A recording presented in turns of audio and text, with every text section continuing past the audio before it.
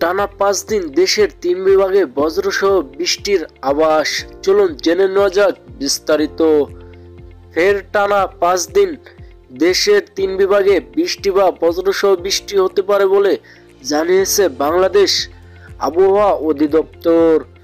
রোববার 12 অক্টোবর বাংলাদেশ আবহাওয়া অধিদপ্তরে আবহাওয়াবিদ মোহাম্মদ শাহিনুল ইসলামের দেওয়া সন্ধ্যা 6টা থেকে পরবর্তী 120 ঘন্টার আবহাওয়ার পূর্বাভাসে তথ্য জানানো হয়।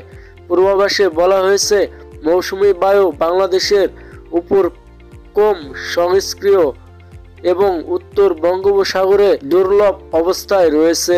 এতে আগামী 72 ঘন্টার মধ্যে দক্ষিণ পশ্চিম মৌসুমী বায়ু বাংলাদেশ থেকে বিদায় নিতে পারে।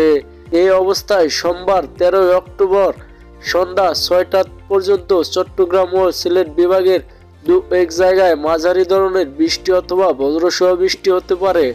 এছাড়া দেশের অন্তত আংশিক মেঘলা আকাশ সহ আবহাওয়া প্রধানত শুষ্ক থাকতে পারে। তবে এই সময়ে রাতের তাপমাত্রা প্রায় অপরিবর্তিত থাকলেও দিনের তাপমাত্রা কিছুটা বাড়তে পারে।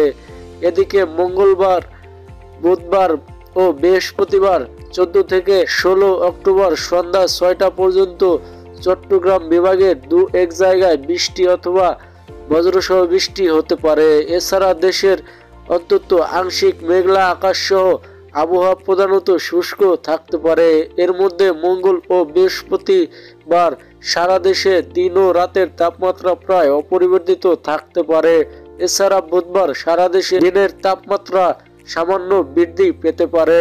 তো ভিউয়ার্স, এই ছিল আগামী 5 দিনের দেশের আবহাওয়ার সর্বশেষ আপডেট। পরবর্তী আপডেট পেতে আমাদের চ্যানেলটি সাবস্ক্রাইব করুন এবং পেজটি ফলো করুন।